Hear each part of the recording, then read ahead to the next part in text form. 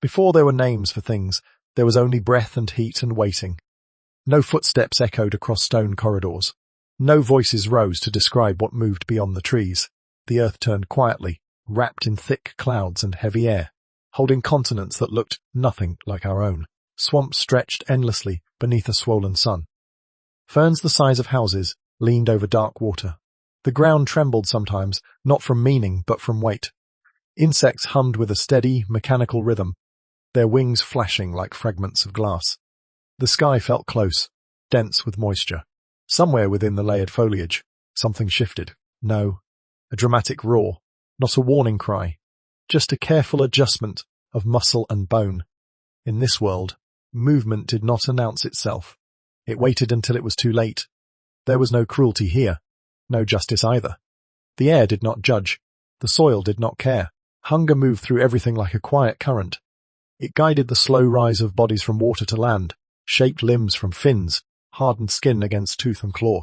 In the late Permian forests and the early Mesozoic plains, life experimented without hesitation. Every shape was a proposal, every adaptation, a wager. And some of those wagers were extreme. Jaws lengthened beyond what seems reasonable. Teeth curved like polished knives, some longer than a human hand would one day be. Muscles attached to bone with alarming force. Skeletons grew dense, built to absorb impact. These creatures were not villains, they were answers. Answers to pressure. Answers to scarcity. Evolution did not design malice. It sculpted efficiency. Still, there is something unsettling in the scale of it. Why so much force? Why such elaborate weaponry in a world that had never known judgment? If survival were the only goal. Yet the fossil record reveals something else. Arms built for grasping, jaws reinforced for crushing, bodies tuned for pursuit. Nature, left alone, kept pushing further. Perhaps brutality was not a mistake. Perhaps it was a pattern emerging from competition itself. When energy is limited and space is contested, advantage compounds. A slightly stronger jaw survives. A marginally faster sprint wins. Over countless generations, slight edges become overwhelming power. The landscape fills with organisms perfected not for beauty, but for dominance, and no one was there to witness it. No eyes measured morality. No minds debated intention. The forest did not flinch when blood touched soil. It absorbed it, recycled it, fed new roots with it. Life consumed life in cycles so ordinary they needed no commentary. The silence was not empty, it was complete. What kind of world creates teeth longer than a human hand? Before humans even existed. A world without hesitation. A world without narrative. Only systems refining themselves through repetition. If this ancient earth was merciless, it was not by choice. It simply followed the logic embedded in survival. And within that logic, certain forms rose higher than others. Certain bodies claimed the upper layers of air, and land and sea. From this vast, indifferent environment, something began to dominate. The shadows deepen as the forest thickens. What moved silently before now begins to take shape. A low, powerful body steps from between towering ferns, its head heavy with bone, its teeth exposed even when its mouth is closed. The Gorgonopsid does not roar.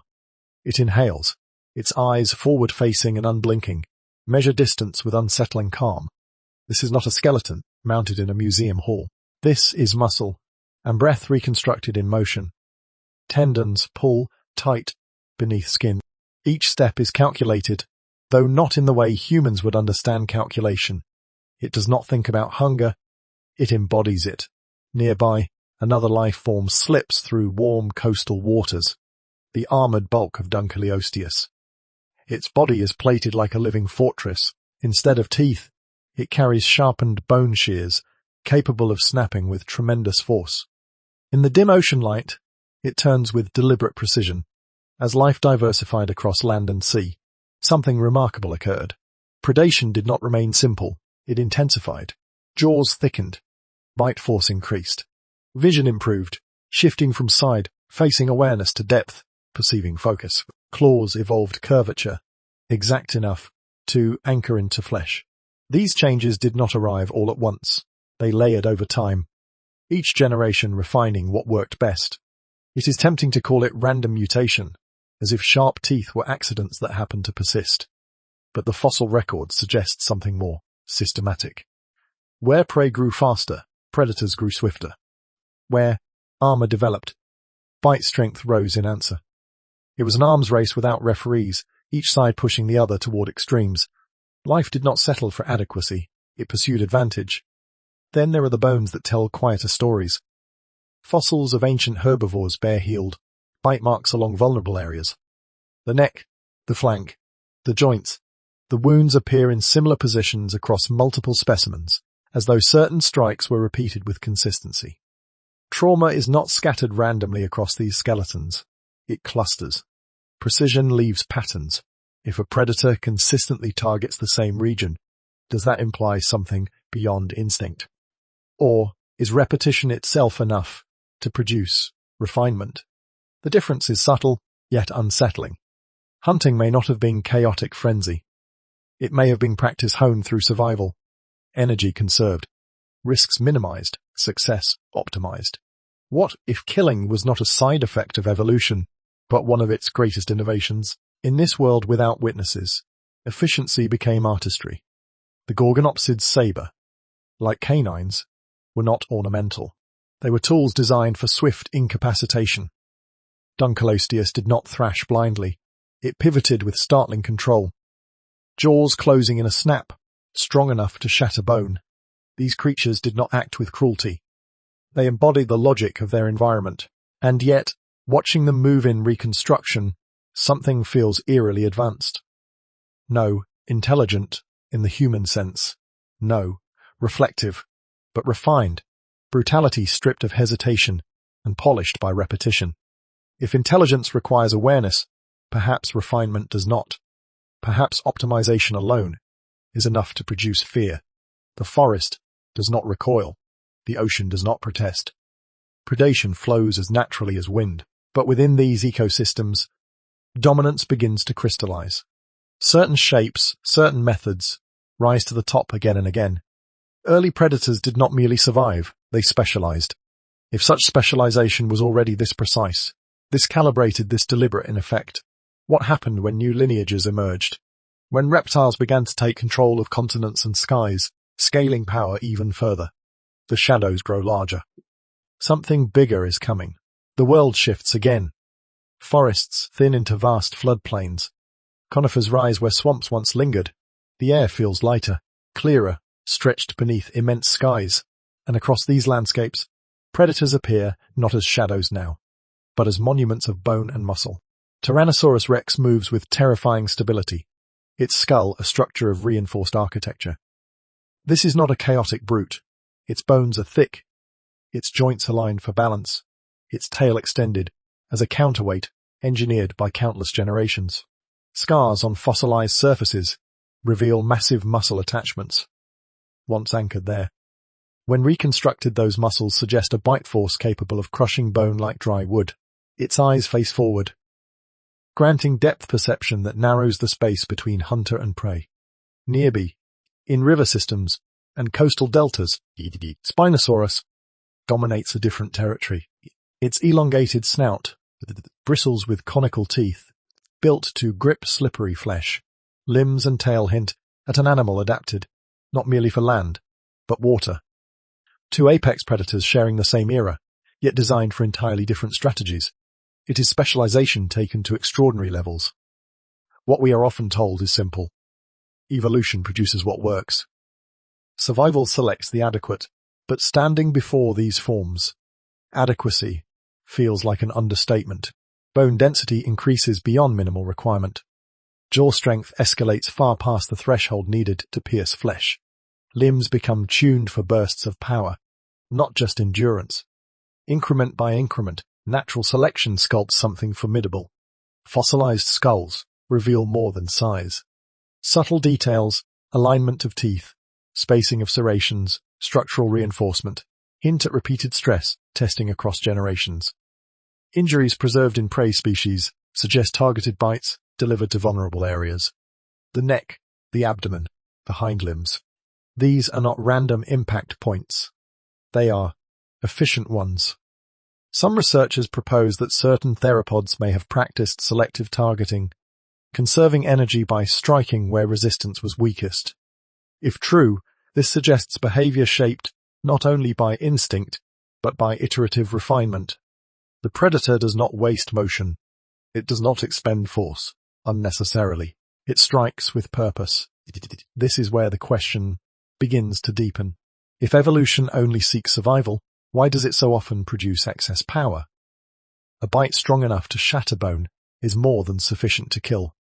Yet here it is, developed and maintained over millions of years.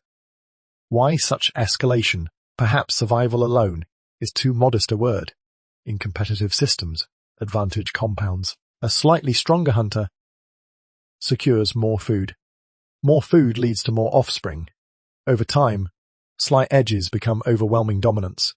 The landscape becomes populated by bodies, tuned not just to endure, but to overwhelm. The atmosphere remains calm, but the implications ripple outward. When refinement reaches this intensity, it begins to resemble engineering. No intentional design, but iterative pressure shaping form toward maximal efficiency. Survival pressure becomes the sculptor, carving until little softness remains. Yet perfected hunters exist within ecosystems that must support them. Massive bodies require abundant prey.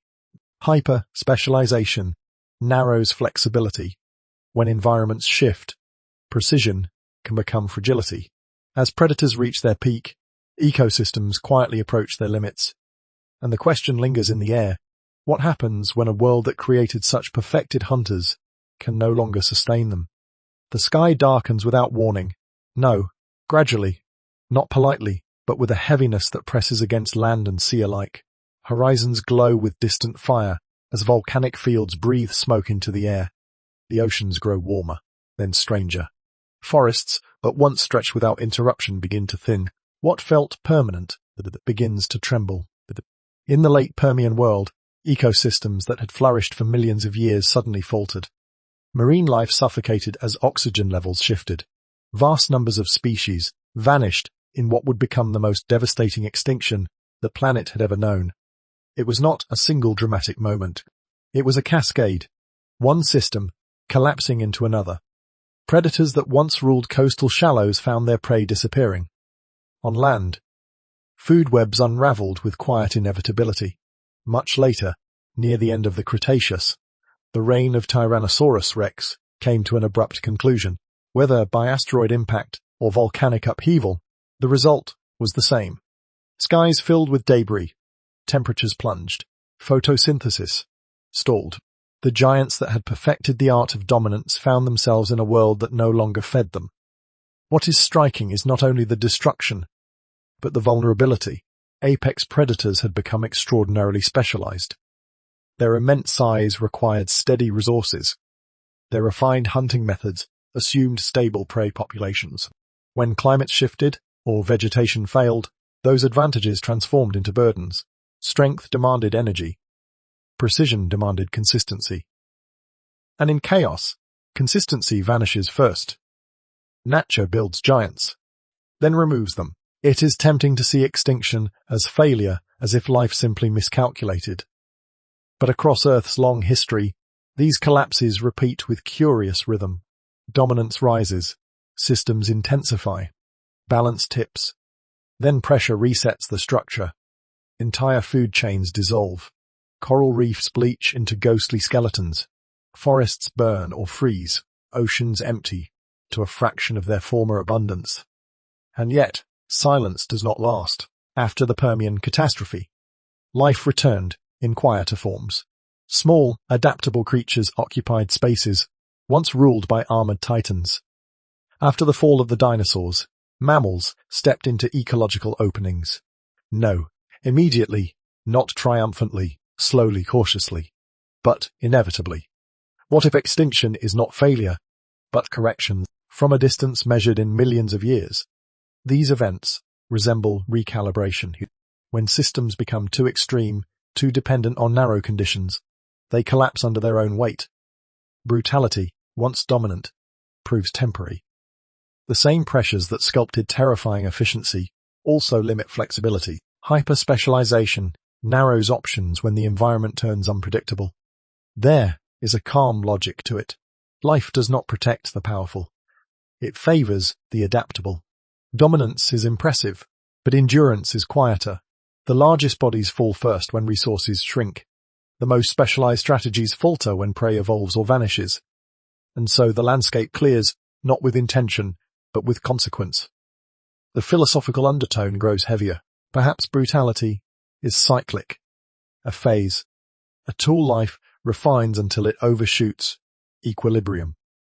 When imbalance deepens beyond recovery, reset follows. The board clears. New experiments begin. Standing at the edge of one extinction and the birth of another era, the air feels strangely still. If extinction resets the board, what rises from the silence left behind? When the fire fades and the ash settles, the world does not roar back to life. It whispers. The great predators that once shook the ground exist, now only as fragments pressed into stone.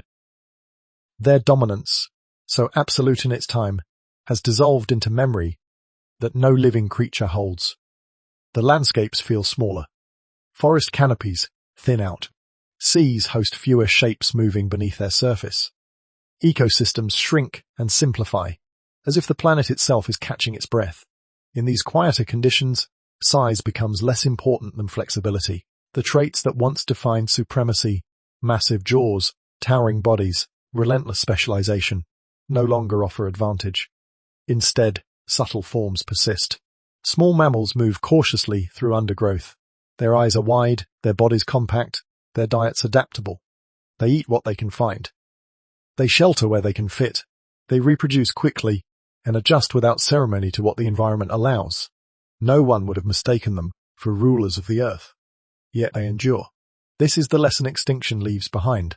Ferocity may win battles, but resilience survives upheaval.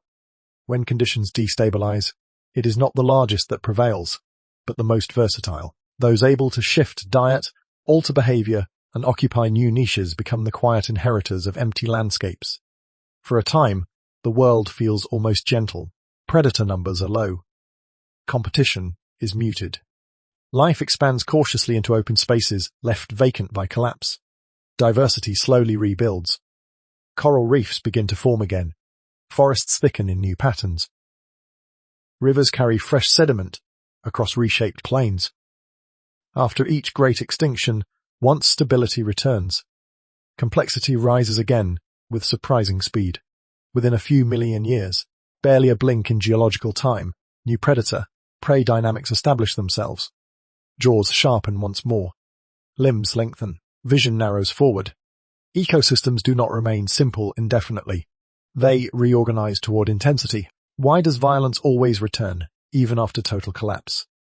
It would be comforting to believe that once brutality fades, it stays gone.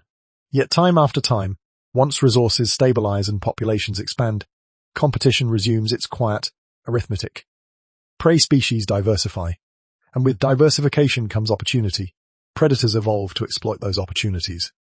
The arms race renews itself, not out of malice, but as consequence. Perhaps brutality is not an accident, but an outcome of abundance under constraint. When energy flows through systems in increasing amounts, organisms compete to channel it. Those that become most efficient at capturing it rise higher. With height comes dominance. And with dominance, pressure builds again. The planet does not appear to favor permanent gentleness or endless aggression.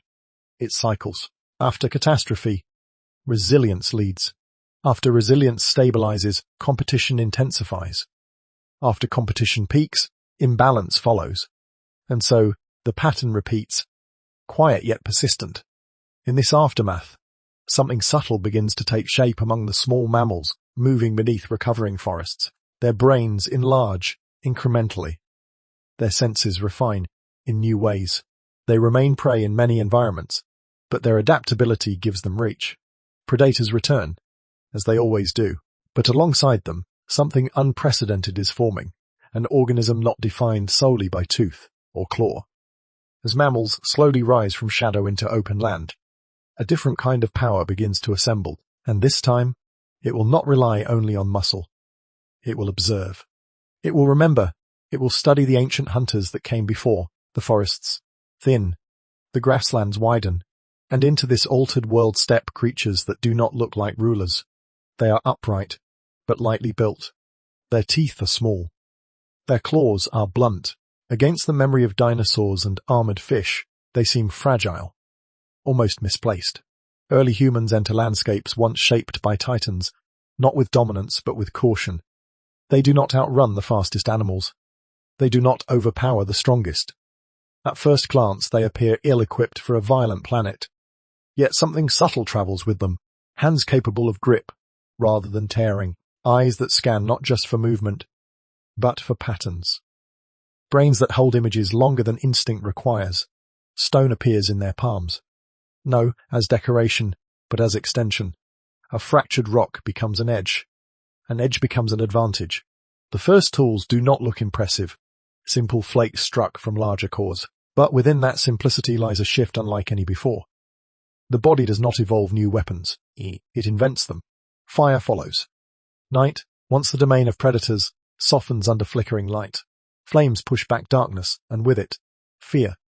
Warmth expands territory beyond daylight. Cooked food yields more energy. Energy fuels growth, of body, of brain, of cooperation. Around firelight, stories may not yet be spoken, but shared attention. Strategy begins to take form. Hunting changes shape. Unlike solitary apex predators, early humans move in groups. They watch. They communicate through gesture and sound. They anticipate where herds will pass. They drive animals toward traps or cliffs. Coordination replaces brute strength. Patience substitutes for speed. The most fragile bodies on the savannah begin to secure the largest prey. What they inherit from ancient ecosystems is not claw or fang, but competition. Yet their response is different. Instead of sharpening teeth over millennia, they sharpen tactics within a generation. Intelligence compresses evolutionary time. Planning allows them to compensate for anatomical limits. Where they lack armor, they create spears. Where they lack speed, they persist in endurance. Over time, the effect compounds. Massive herbivores that once grazed unchallenged begin to decline in regions humans inhabit. No. Through overwhelming force, but through cumulative efficiency, the observer becomes participant. The participant becomes apex. What if the most efficient predator in Earth's history never had claws at all? The realization settles quietly. Ancient predators dominated through refinement of body. Humans dominate through refinement of thought. They track migration routes across seasons. They remember watering holes during drought. They share knowledge across generations. Memory becomes weapon. Foresight becomes leverage. And with foresight comes something new. Awareness of consequence. Unlike the Gorgonopsid or Tyrannosaurus, humans can imagine future outcomes. They can choose restraint or ignore it. Brutality does not vanish. It evolves. It moves from muscle to mind. Were ancient predators designed merely for survival, or was the deeper system always bending toward something else? Perhaps the true apex is not measured in bite force, but in reflection. The ecosystem that once produced giants now produces observers capable of studying those giants, reconstructing their movements, asking questions about their rise and fall. The atmosphere shifts. Calm, yet unsettling. Humanity stands at the edge of the same pattern that shaped ancient hunters, but with tools no predator before possessed. The next chapter will ask whether intelligence refined predation further, or changed its nature entirely. The night settles slowly over the savannah, drawing a cool breath across open grass. In the distance, shapes move with silent authority, lions easing through shadow, hyenas pacing with patience, eyes reflecting faint starlight. But nearer to the flame, another presence gathers. Small figures stand in a loose circle around a fire that crackles against the dark. Their bodies are slight. Their teeth are ordinary. Their hands are empty until they are not. Faces glow amber as sparks rise and vanish. Beyond that fragile light, predators still roam, yet the humans do not scatter. They lean toward one another. Gestures pass from hand to hand. A plan takes form without words carved into stone. The world no longer belongs solely to muscle and fang. Something subtler has entered the arena. The next morning, they move as one. It does not look dramatic at first. A few figures fan out across tall grass. One pair shifts left, another circles wide.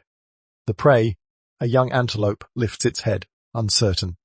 It senses threat, but cannot locate it. No single body charges recklessly forward. Instead, the group tightens, the invisible net. Coordination replaces speed. Endurance replaces sudden burst. Step after step, breath after breath. The humans persist. The antelope tires long before they do. This is the turning point. Ancient predators relied on extremity, sharp claws, crushing jaws, overwhelming force. These fragile primates rely on synchronization. Alone, they are vulnerable. Together, they become something entirely new. A system firelight extends their reach. Night, once a boundary, becomes partial territory. With warmth and protection, they linger longer, travel farther, plan more deliberately. Around the embers, they study tracks pressed into dust. They trace migration routes along riverbank. They anticipate, rather than react. The hunt begins before the chase ever starts, and soon, their focus shifts from manageable prey to giants. Fossil evidence reveals cut marks on the bones of woolly mammoths. Massive carcasses once thought untouchable now bear the signature. Giant ground sloths, towering and formidable, show signs of systematic butchery. These creatures outweighed humans by magnitudes, yet they fell, no, to superior anatomy, but to patience, to coordinated drives toward cliffs or narrow passes, to repeated strikes delivered with precision. What happens when the most fragile animal on the landscape begins to coordinate its hunger? The answer unfolds quietly. The human body does not change dramatically at first. No larger claws grow, no thicker hide forms. Instead, neural pathways strengthen. Memory links with anticipation. Individuals specialize within the group. Some distract, some flank, some finish. Roles emerge, and with them, reliability. The mind compensates for flesh. As cooperation deepens, hunting shifts from necessity to mastery. It becomes predictable, efficient, scalable. The group learns not only how to take down prey, but how to choose targets with strategic awareness. Older animals, isolated juveniles, herds crossing narrow terrain. Energy is conserved. Risk is reduced. When the body lacks natural weapons, does the mind become sharper than any tooth? Around the evening, fire. Outside the circle of warmth, the wild still watches. But inside it, something unprecedented grows, an intelligence that binds individuals into a collective predator. Mastery no longer depends on size. It depends on coordination, and as coordination strengthens, the land itself begins to feel the shift. There was a time when the horizon moved. Mammoths drifted across frozen grasslands. Like slow, breathing hills, giant ground sloths leaned against ancient trees, their claws curved not for hunting, but for pulling branches close. Saber-toothed cats watched from shadow, their elongated fangs gleaming beneath the cold sun. These creatures were not rare anomalies. They shaped entire ecosystems. Their weight pressed trails into earth. Their grazing carved open plains. Their presence defined the rhythm of the land. Then, in a span of time, brief by geological standards, they were gone. The reasons are debated with care. Climate change reshaped habitats as the last ice age loosened its grip. Temperatures rose. Vegetation shifted. Some environments shrank while others transformed. Ecological stress mounted. These are powerful forces, and they cannot be ignored. Yet, as researchers map extinction timelines against patterns of human migration, a quiet correlation emerges. Where humans arrived, giants soon declined. In Australia, massive marsupials vanished after early human settlement. In the Americas, mammoths and saber-toothed cats faded not long after people crossed into new territories. Islands across oceans tell similar stories. Climate had fluctuated before. Ice ages had come and gone. Many of these animals survived previous cycles of cold and warmth, but this time was different. Why did giants survive ice ages, only to disappear when humans arrived? The answer is not simple, And perhaps that is what makes it unsettling. Unlike natural apex predators, humans did not hunt alone or sporadically. They moved in coordinated bands. They planned routes. They returned to successful locations. Archaeological sites reveal mass kill areas. Bones scattered in patterns, suggesting drives toward cliffs or narrow passes. Entire herds may have been directed into traps. What had once been a singular chase became a collective strategy. Natural predators typically cull the weak, the sick, the isolated. Their impact, though lethal, tends to stabilize prey populations over time. Humans, however, brought something new to the equation: scalability. A group could expand. Knowledge could spread. Techniques could improve within a generation, rather than across millennia. It was not random predation. It was efficient. Fire aided preservation and cooking, allowing greater energy extraction from each hunt. The effect accumulated. A few mammoths taken each year by multiple groups across vast territories become something far larger when scaled. Yet climate still shifted. Habitat still changed. It is possible that ecological pressure weakened these giants first. Perhaps humans delivered the final push rather than the first blow. The debate continues, carefully, cautiously. But the pattern lingers like a shadow beneath the data. Intelligence had amplified hunger beyond natural limits. This realization does not arrive with accusation. It settles with weight. For the first time in Earth's history, a predator could alter ecosystems not through size or strength, but through coordination and foresight. The disappearance of megafauna was not an explosion. It was a slow dimming, one region at a time, one species after another. As mammoths receded into memory and saber-toothed cats into fossil. Landscapes changed. Forests thickened where grazers once cleared them. Vegetation spread differently. Rivers altered course without heavy bodies pressing their banks. The absence became as influential as the presence once had been. If intelligence reshaped ecosystems so profoundly, then a deeper question rises quietly from the silence left behind. Did predation end at animals, or was it evolving into something more complex? The firelight flickers lower now, and the shadows it casts feel different. No, the wary darkness of animals watching from tall grass, but something closer, more intimate. The marks left behind in bone begin to change. Archaeologists studying ancient burial sites have found skeletons bearing wounds not from claws or teeth, but from shaped stone. Clean cuts across ribs. Blunt force trauma to skulls. Embedded projectile points lodged between vertebrae. These are not accidents of the hunt. They are evidence of people harming other people. The atmosphere does not erupt into chaos. It remains quiet, almost restrained. Early human conflict was not constant nor universal, but it existed. Small settlements show signs of fortification. Ditches dug deliberately. Wooden palisades raised against intrusion. Weapons once used to bring down game are modified slightly, balanced differently. Designed for speed and accuracy at closer range. Unlike animal predation, this was not driven solely by hunger. Territory began to matter. Access to water, access to fertile ground, reputation within and between groups. When resources were scarce, conflict could erupt. When status was challenged, retaliation followed. Violence acquired layers. When hunger is no longer the only reason to kill, what replaces it? The answer unfolds gently, without spectacle. Anthropological findings suggest organized human-on-human aggression long before writing. Remains from certain prehistoric sites show repeated patterns of injury consistent with coordinated attacks. Entire communities appear to have been targeted. These were not isolated disputes, but collective actions. What makes this shift profound is not simply the presence of violence, but its abstraction. Ancient predators killed to eat. Their motive was immediate. Early humans introduced something evolution had not previously required. Symbolic meaning attached to harm. A boundary crossed, an insult avenged. A warning sent. Dominance became performative.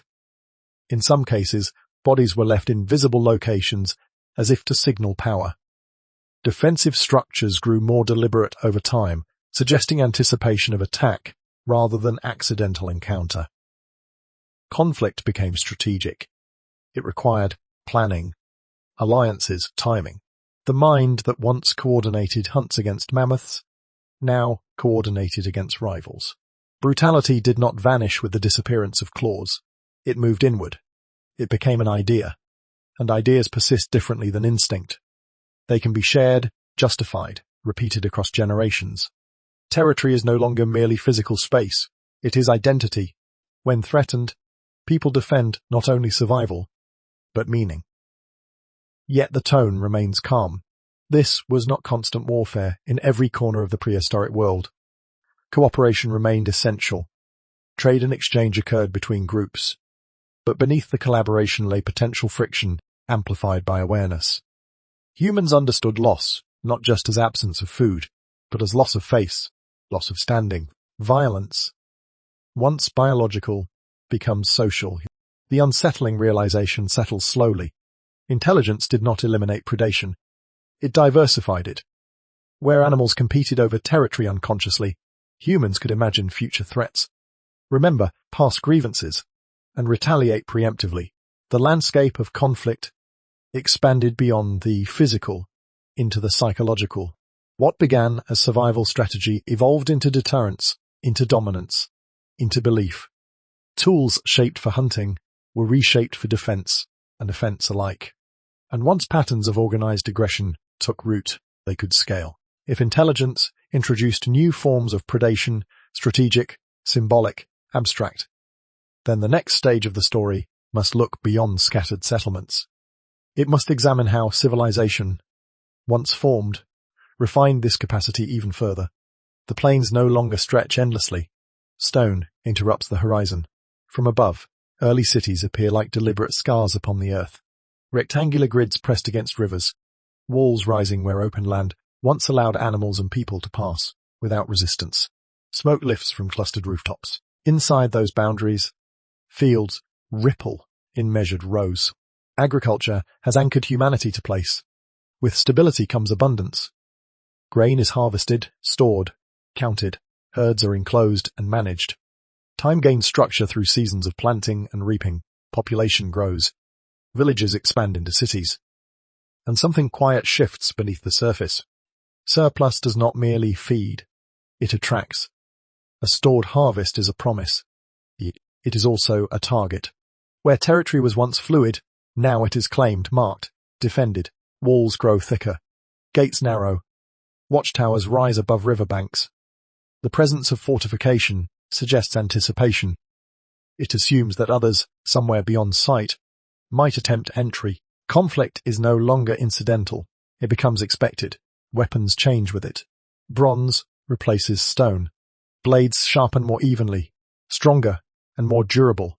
Spears lengthen. Shields appear in coordinated ranks. Armies assemble not as scattered bands, but as organized units. Hierarchies form. Leaders command. Soldiers obey. Training refines instinct into discipline. Where early humans hunted in coordination for survival, now they mobilize in formation for territory. The tone remains steady, almost meditative. Civilization does not erupt into violence immediately. It builds quietly, granaries, irrigation canals, marketplaces. Yet, as cities grow wealthier, competition intensifies. Expansion becomes attractive. Trade routes must be secured. Borders must be enforced.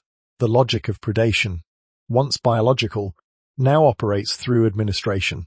What if civilization did not end brutality, but perfected it? Historical records carved into clay and stone reveal more than defensive skirmishes.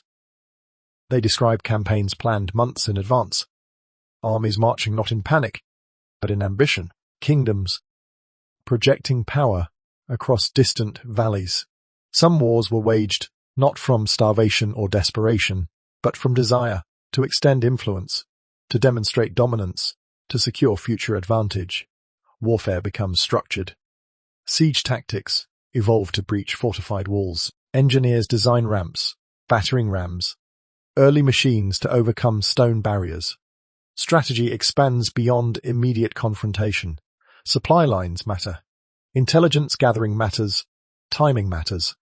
Aggression is no longer reactive, it is proactive. Hierarchies channel violence into systems. Kings justify expansion as destiny. Generals calculate risk against potential gain.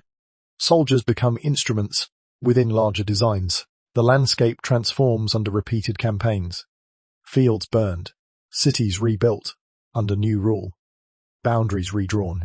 Civilization, often celebrated for law and culture, carries this parallel refinement. Just as agriculture stabilizes life, it stabilizes ambition. With permanence comes attachment. With attachment comes defense. With defense comes preparation. Progress casts long shadows. The hypnotic rhythm of rising walls and marching formations reveals something unsettling. The same coordination that once allowed humans to hunt mammoths now scales upward. Communities mobilize entire populations, resources funnel into armies. Conflict gains ritual and structure. As instinct gives way to organization, violence acquires ceremony. Banners are raised, oaths sworn, victories recorded. It is no longer a spontaneous clash beneath open sky. It is an institution. And as structure replaces instinct, something else begins to entwine itself with aggression, meaning, justification, belief. The next movement in this unfolding pattern will explore how ideas enter the blade, how violence becomes not only strategic, but sacred. Stone walls no longer stand alone. Beside them rise temples, their columns etched with symbols that speak of order, protection, destiny. In city after city, sacred spaces overlook training grounds. Armor gleams not only with polished metal, but with emblems, animals, suns, gods. Crests that carry meaning beyond survival. Armies assemble, beneath banners, heavy with story. Drums echo through corridors as soldiers pass beneath archways carved with divine scenes. The air feels charged, not just with anticipation of conflict, but with purpose. Warfare no longer moves silently through strategy alone. It carries narrative. Religion and ideology do not begin as weapons. They emerge as frameworks for belonging. They give people a shared explanation of the world, a shared identity, a shared future. But identity strengthens cohesion, and cohesion sharpens division. Once a group defines itself clearly, it inevitably defines what lies outside it. Inside the walls, belief unites. Outside, it separates. When violence gains purpose, does it become easier to justify? The shift is subtle, yet profound. Early wars may have been fought over land and grain, but when belief enters the equation, stakes change. Territory is no longer valuable only for its soil. It becomes sacred. A river becomes holy. A city becomes chosen. Conquest. The blade does not change shape, but its symbolism deepens. Ancient chronicles describe conflicts framed as divine mandate. Victories attributed to favor from above. Defeats interpreted as moral failure. Soldiers march not only for resource or ruler, but for cause. This does not mean belief creates aggression. It amplifies conviction. When actions are woven into cosmic narrative, doubt quiets. Atmosphere thickens before battle. Footsteps echo down stone corridors. Priests chant beneath vaulted ceilings. Hands rest upon hilts, engraved with sacred words. The drumbeat outside grows steady, measured almost ceremonial. Conflict is prepared as ritual, given structure that transcends immediate necessity. The subtle twist lies here. Once aggression becomes morally justified, its scale expands. To fight for grain is practical. To fight for destiny is boundless. Wars become crusades. Campaigns stretch beyond immediate borders. Empires extend their reach not merely to secure resources, but to fulfill vision. Conquest becomes a story told in advance, its ending written before swords are drawn. Collective identity fuels resilience. It also fuels persistence. An army convinced of moral righteousness does not retreat easily. Loss becomes sacrifice. Hardship becomes trial. In this way, belief does not eliminate brutality. It gives it endurance. Yet the tone remains contemplative. Belief systems also inspire cooperation. Art, law, compassion. They hold communities together in times of uncertainty. The same structure that can justify war can sustain peace. The complexity deepens rather than simplifies. Still, history reveals how ideas intertwine with power. Rulers adopt religious language to legitimize expansion. Movements frame ambition as duty.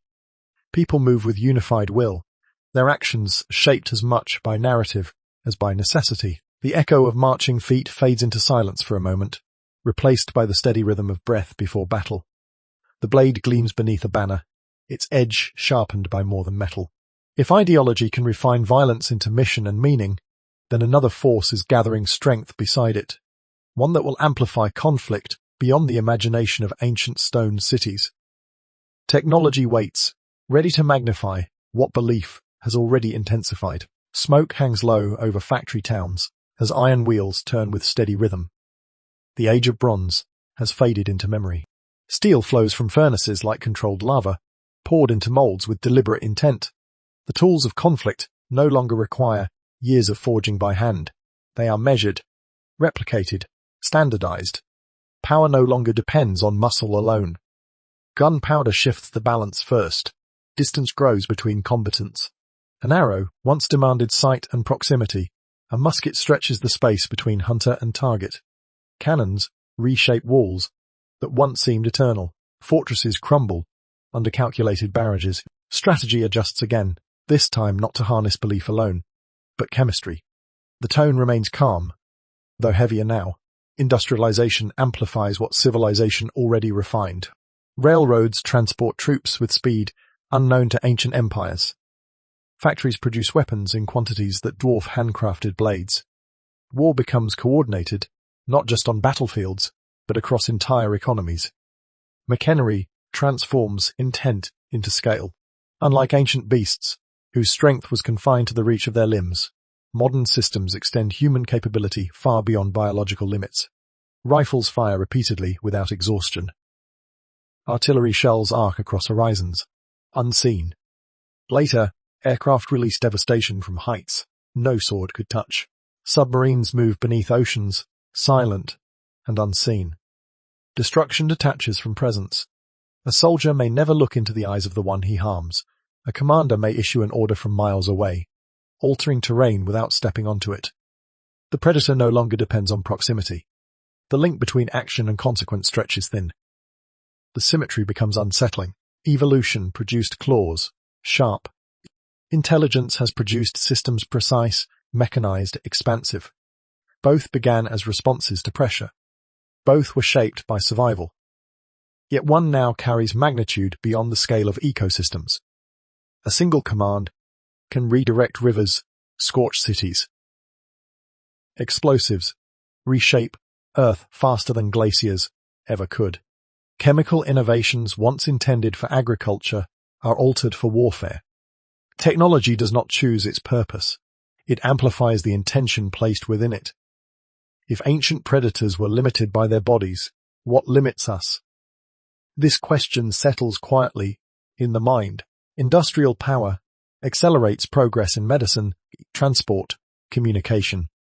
It also accelerates capacity for harm. Trench lines stretch for miles as artillery thunders day after day. The battlefield is no longer a clearing between two armies. It spans continents.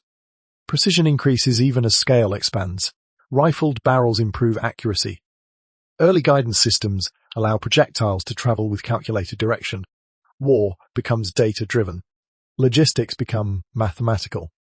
Efficiency shapes outcomes. The tone does not condemn, it observes. Humanity has achieved what no prehistoric hunter could. Mass impact detached from physical strain. The predator no longer tires.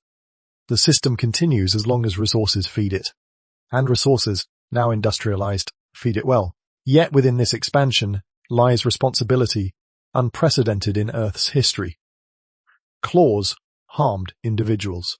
Machines can scar generations. The same intelligence that once coordinated around firelight now coordinates across nations. The weight of that symmetry lingers. As the smoke thins and the machines continue humming, another question rises from beneath the noise. Has brutality reached its peak in steel and fire? Or is another transformation already taking shape? Quieter, yet equally profound. The next chapter will step into that question, searching for signs of what comes after mechanized force. The camera rises slowly above a field, cut open by trenches. Mud holds the memory of boots and rain. Smoke drifts in long grey bands across scarred earth where trees once stood. From this height, the men below appear small, almost indistinct. as if absorbed into the machinery surrounding them. The landscape itself seems engineered for conflict. Lines etched across soil, artillery wheels pressed deep into ground, rail tracks feeding the front with relentless precision. There was a time when confrontation required closeness. A predator felt the breath of its prey. A blade flashed within arm's reach, but rifles changed that intimacy. A trigger pulled from one hill could alter a life on another. Artillery extended it further still, shells tracing invisible arcs over distances too far for the eye to follow. The act separated from the sight of its outcome. Industrial capacity merged quietly with strategic thought. Factories fueled front lines, not with individual weapons alone, but with systems of repetition. Logistics became as important as courage. The battlefield expanded beyond open plains into ocean lanes and airspace. Submarines moved silently beneath waves. Aircraft crossed borders in hours rather than weeks. Violence no longer depended on proximity. The tone remains reflective, not frantic. This transformation did not arrive in a single moment. It unfolded gradually as invention accumulated. Each layer of technology added reach. Each layer reduced immediacy. Killing became procedural, calculated within plans drafted far from the sound of impact. Commands traveled along cables and through radio signals, translated into coordinated motion. Unlike prehistoric hunters bound by physical limitation, modern systems dissolved those limits. The predator did not need to run, or grapple, or even see. Distance provided insulation. A soldier might fire upon a shape barely visible through smoke. A commander might approve bombardment of coordinates marked on a map. Paper and ink began to carry consequences, once delivered only by hand. What happens when the predator no longer needs to see its prey? Behavioral research hints at a quiet shift within the mind. When faces blur into silhouettes and consequences unfold beyond immediate view, hesitation thins. Emotional restraint, once triggered by proximity, weakens at distance. The human nervous system evolved in close quarters, reading expression, perceiving pain directly. Mechanized war interrupts that feedback. Brutality becomes abstracted. Ancient ecosystems demanded presence. A predator risked injury with each attack. Instinct was tempered by vulnerability. Modern systems demand coordination instead. Operators follow procedure. Units synchronize across geography. Responsibility disperses through hierarchy. Each individual carries only a fraction of the act. The battlefield expands vertically. Airplanes release destruction from heights unreachable by traditional defense. Later, missiles cross continents in minutes. The target may never know the face of the one who initiated the strike. The one who initiates may never know the faces below. This shift is not loud. It is structural. Intelligence has uncoupled action from instinct. The body no longer dictates the scale of harm. Systems amplify decision. Distance reshapes experience, and experience shapes behavior. And if distance changed aggression so profoundly, another threshold waits just ahead. One where even the human hand may withdraw from the act entirely. The sky over the desert brightens with unnatural intensity. For a fraction of a second, night dissolves into a second sun. Then the light contracts, rising upward in a silent column that blooms into a towering cloud. There is no roar in this moment, only a strange stillness, as if the air itself hesitates. The world has entered a new phase. During the final years of the Second World War, scientific ambition fused with military urgency. Laboratories worked in secrecy. Calculations refined through sleepless nights. At its core, the effort was born from fear. The fear that another power might succeed first. When the first atomic bomb was detonated, it was not merely a weapon tested.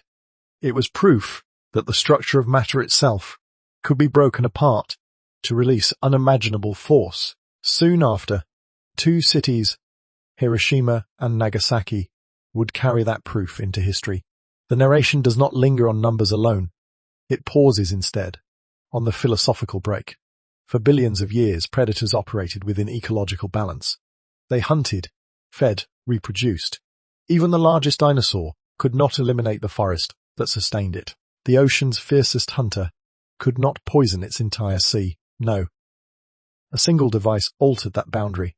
When survival tools become extinction tools, what are they really for? This question settles softly as mushroom clouds rise again in memory. The bombings ended one war, yet opened an era defined by tension suspended in silence. Weapons grew more compact, more powerful, capable of being launched across continents within minutes. The unsettling truth becomes clear. Humanity had achieved something no prehistoric predator ever could. It now possessed the ability to destabilize its own biosphere. Detonations in sufficient number could alter climate patterns, darken skies with ash, disrupt agriculture worldwide. The predator could wound not only its prey, but its habitat. Prehistoric extinction events were triggered by forces beyond control: asteroids, volcanic upheaval, shifts in atmosphere. No, the force lay within human hands, engineered intentionally. Is this still survival, or has intelligence crossed into self-endangerment? The tone remains contemplative. Nuclear deterrence is often described as protection through balance. The logic suggests that mutual vulnerability prevents action. Yet the balance itself depends on restraint held under constant strain. A button, shielded behind layers of protocol, represents the culmination of centuries of refinement, from claw to spear, from musket to missile. The psychological distance grows even greater. A command may travel through wires and satellites, separating decision from impact by thousands of miles. The landscape altered by such force might never be seen directly by the one who authorized it. And yet, beneath the tension, everyday life continues. Cities hum, markets open, children play beneath clear skies. The most powerful tools ever created remain dormant, their existence woven into policy and posture. The paradox lingers. Human intelligence has unlocked the core of matter, yet must now live alongside the knowledge of what it can unleash. Ancient ecosystems absorb the violence of their predators without collapsing entirely. Modern civilization must ensure that its own force does not exceed the resilience of its world. As nuclear tension lingers in the background of global life, another transformation unfolds quietly. One less visible than fire, yet just as profound in consequence. The smoke clears and the sky returns to its familiar blue. Yet the silence that follows does not signal peace. It signals transition. The camera drifts away from scorched landscapes and into dimly lit rooms where screens glow softly against the dark. Fingers move across keyboards. Lines of code replace lines of trenches. Satellites circle high above the earth, unseen, carrying signals that pulse between continents. Beneath oceans, cables stretch like silent arteries, transmitting fragments of thought in the form of data. No cannon fires. No fighter jet breaks the sound barrier.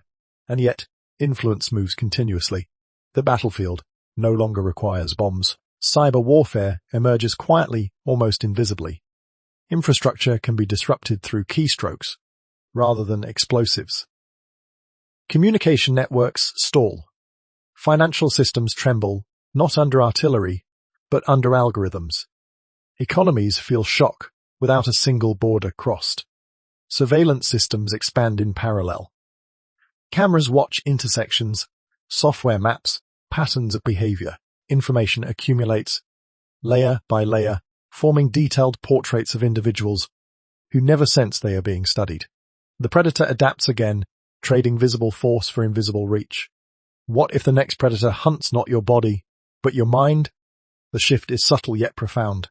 Ancient hunters targeted muscle and bone. Industrial war targeted cities and supply lines. No, influence becomes the objective. Disinformation spreads through social networks.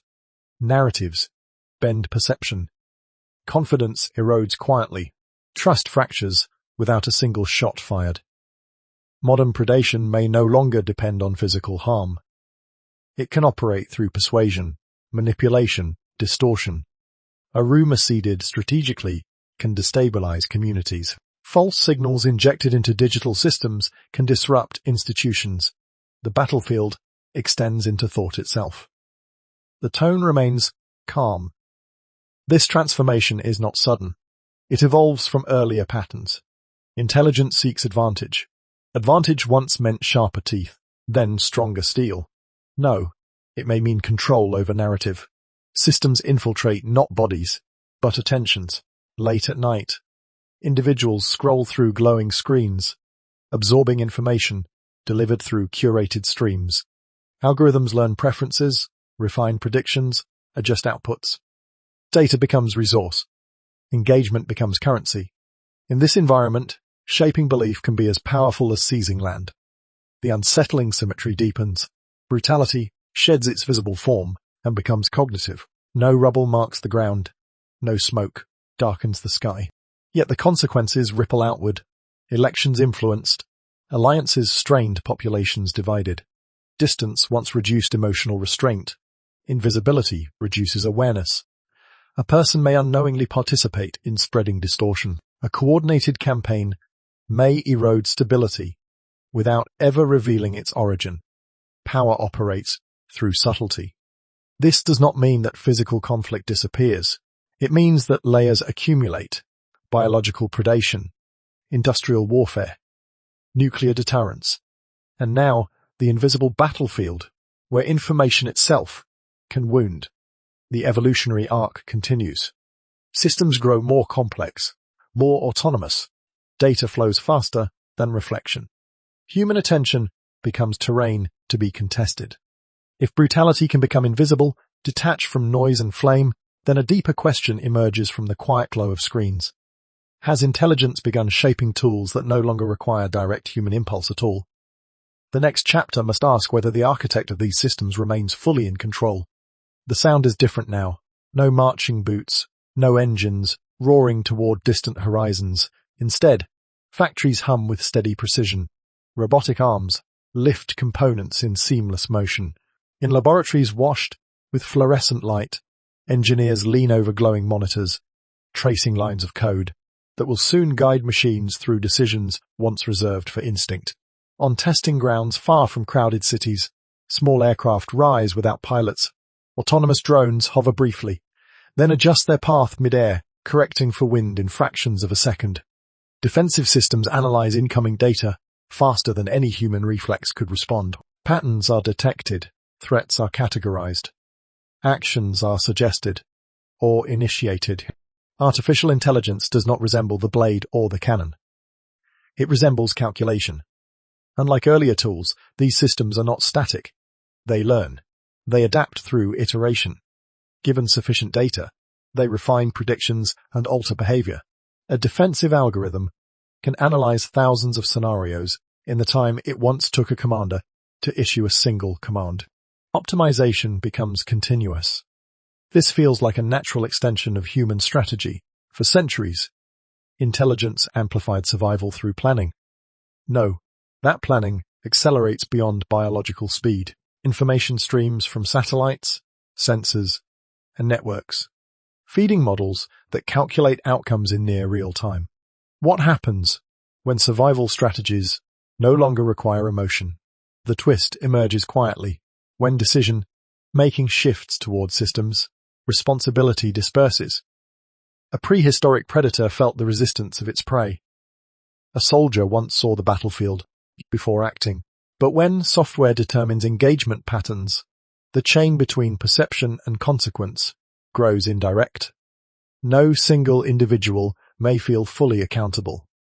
The engineer writes code. The analyst configures parameters. The machine executes based on programmed goals. Each step is rational. Each step appears logical, yet logic without emotion carries different texture. If survival logic is translated into code, does it become colder, or simply more efficient? A system tasked with neutralizing threats will prioritize speed and accuracy. It will not hesitate. It will not feel fear or remorse. It will optimize for outcome. Autonomous defense networks already monitor borders and airspace, capable of identifying potential threats automatically. Financial algorithms buy and sell in milliseconds, reshaping markets faster than any trader can comprehend. Predictive systems forecast behavior based on patterns invisible to human intuition. In prehistoric ecosystems, predator and prey were bound by presence. Even distance warfare retained some human decision at its core. No. Layers of automation begin to thin that core. The threshold between suggestion and execution narrows. The tone remains measured, neither alarmist nor celebratory. Technology extends capability. It also redefines agency. When speed becomes paramount, delegation becomes tempting. Efficiency outweighs deliberation. The hum of machines continues into the night. Code updates roll out silently. Data accumulates endlessly. Intelligence is no longer confined to organic tissue. It exists within networks, distributed, scalable. Viewers sense both unease and curiosity. Systems promise protection, optimization, advantage, yet they operate according to parameters set by human intention. If machines can execute survival logic with precision beyond instinct, the next question must look deeper into the architecture beneath the surface. Who shapes that logic? And what values are embedded within the code before it ever begins to learn? The setting shifts from laboratories to living rooms. Screens glow softly in the dark. Notifications pulse like distant signals from an unseen world. There are no marching armies here, no overt displays of power, yet currents move constantly beneath the surface. Recommendation engines suggest what to watch next. Predictive analytics estimate what to buy, where to click, how long to stay. Automated markets trade in microseconds, executing decisions faster than thought. These systems were not built for violence. They were built to optimize engagement, efficiency, profit, expansion. Yet optimization has its own logic. In natural ecosystems, traits that improve survival become more common over time. In digital ecosystems, behaviors that increase engagement are amplified. Attention becomes currency. The longer someone remains focused on a screen, the more valuable the moment becomes. Algorithms observe, measure, adjust. They learn which signals hold the eye, which emotions provoke reaction. If conflict generates response, conflict gains visibility. This is not malicious intent. It is iteration. When a post sparks argument, comments multiply. When outrage spreads quickly, interaction spikes. Systems notice. They promote what performs well according to the metric they are assigned. The parallel becomes difficult to ignore. Just as evolutionary pressure favored sharper teeth, digital pressure favors sharper emotion. If algorithms learn from our behavior, what part of us are they evolving? The engagement spike arrives quietly. Research suggests that automated systems sometimes elevate divisive content because it sustains attention. No, because division is a goal, but because interaction is friction holds focus. Intensity increases duration. In this environment, psychological tension becomes efficient. Brutality, once physical, transforms into cognitive agitation. A rumor spreads more rapidly than a balanced explanation. A provocative headline gathers more clicks than a measured one. Systems amplify what resonates strongly, regardless of whether resonance is calm or explosive. Over time, the digital landscape begins to resemble an ecosystem tuned toward emotional extremes. The tone remains steady, reflective rather than accusatory. Algorithms do not invent human impulses. They mirror them. They refine them. They scale them. If anger holds attention, anger receives reinforcement. If fear compels sharing, fear circulates widely. Evolution's logic reappears in unexpected form. Advantage compounds. Economic systems intertwine with social platforms. Markets respond instantly to information waves. Trends spread globally within minutes. Influence accumulates around those who command engagement. The invisible battlefield extends into daily life, not through visible harm, but through narrative shaping and behavioral nudging. The unsettling realization deepens. Intelligence has externalized its own selection process. Digital systems continuously test variations, reward performance, discard what fails to attract notice. It is adaptation accelerated beyond biology. The room remains quiet, except for the faint hum of electronics.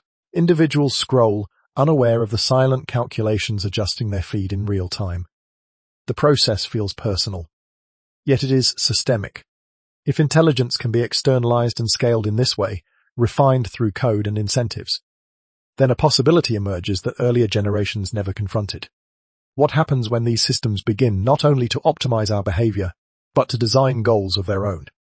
The camera pulls back, as if rising slowly from ground to sky. A fossilized jaw rests in stone, its serrated teeth still sharp after millions of years. The image dissolves into a server farm, humming in darkness. Rows of blinking lights stretching farther than the eye can follow. Bone fades into circuitry. Claw becomes code. The resemblance is not physical, it is structural. Evolution, once sculpted muscle and tendon with relentless precision. It refined jaws to bite harder, limbs to strike faster, senses to detect movement in dim light. The process was not guided by intention, only by pressure. Organisms competed. Advantage persisted. Over generations, efficiency increased. No. Intelligence performs a similar refinement, not on flesh, but on system. Neural networks train themselves on vast datasets, adjusting internal connections through iteration. Algorithms optimize strategies within simulations. Networks coordinate across continents with silent precision. The arena has changed, but the force shaping it feels familiar. The predator persists, but it has changed form. Once, dominance required proximity and strength. Later, it required coordination and planning. Then it required machinery and distance. No, it may require processing power and predictive modeling. The visible violence of tooth and claw has given way to abstract competition embedded in markets, media, infrastructure. Perhaps brutality was never about teeth at all. It was about competitive pressure.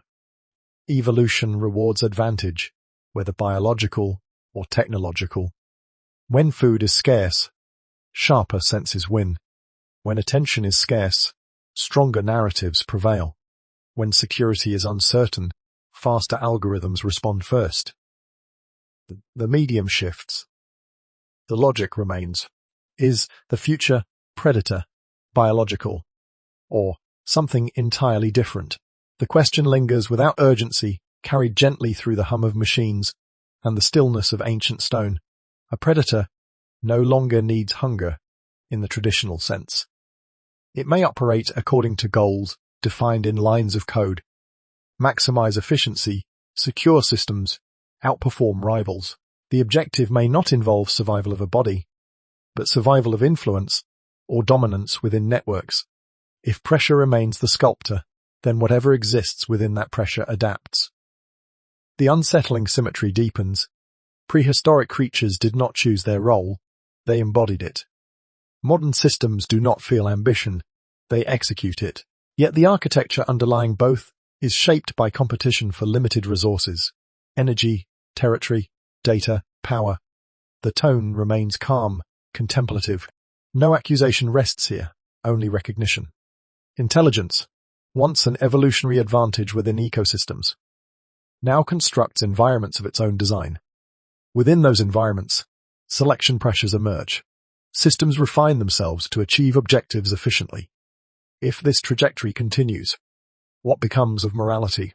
Moral codes evolved to regulate human behavior within groups.